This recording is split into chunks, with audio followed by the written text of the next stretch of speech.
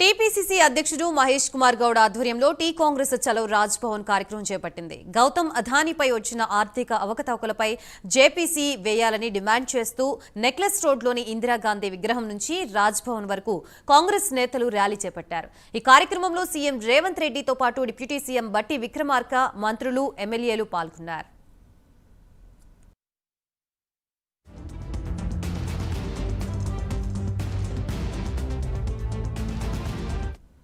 అమెరికాలో అదానీ ప్రధాని మన పరువు తీశారని సీఎం రేవంత్ రెడ్డి అన్నారు. అదానీపై విచారణ జరగాలని అన్నారు.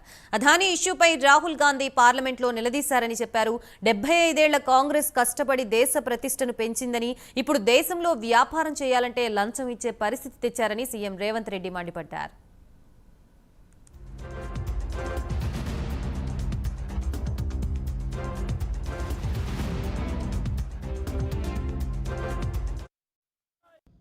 ప్రతి సమస్య మీద ప్రభుత్వం దృష్టికి తీసుకెళ్లడానికి లేదా ప్రభుత్వం మనం తీసుకెళ్లే సమస్యల్ని పరిష్కరించకపోతే నిరసన తెలుపడము, రాష్ట్ర రోకో చేయడము, ధర్నా చేయడము, లేకపోతే చట్టసభల్ని స్తంభింపజేయడము చేస్తాం.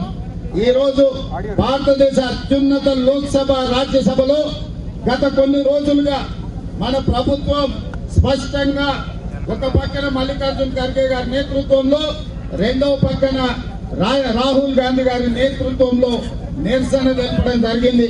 పార్లమెంట్ లో వరుసగా ధర్నాలు చేయడం జరిగింది.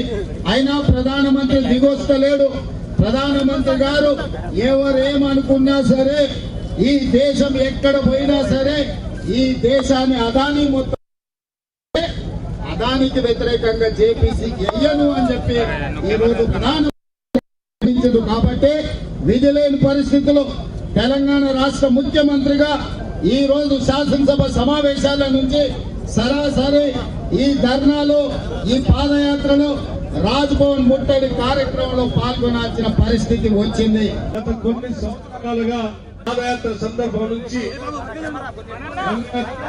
కాశ్మీర్ వరకు కూడా పాదయాత్ర చేసిన సందర్భంలో ప్రతి ప్రాంతంలో కూడా రాష్ట్ర సంపద, ఈ దేశ సంపద, ఈ దేశ వనరులన్నీ కూడా దేశానికి, ప్రజలకే చెందాలి తప్ప భారతీయ జనతా పార్టీకి సంబంధించిన నాయకత్వానికి అతి దగ్గరగా ఉన్నటువంటి క్రోనీ క్యాపిటల్స్ తో, లేకపోతే ప్రధాని నరేంద్ర మోడీ గారికి దగ్గరగా ఉన్నటువంటి దేశ సంపద దోచిపెట్టవద్దు, సంపద మొత్తం ప్రజలకి ఉండాలని చెప్పి పెద్ద ఎత్తున ప్రతి రాష్ట్రం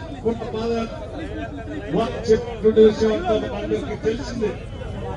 గత కొన్ని సంవత్సరాలుగా దేశ సంపద మొత్తాన్ని కూడా నరేంద్ర మోడీ గారి ఆశీస్సులతో అదానీ గారు దోపిడీ చేస్తున్న వైనాన్ని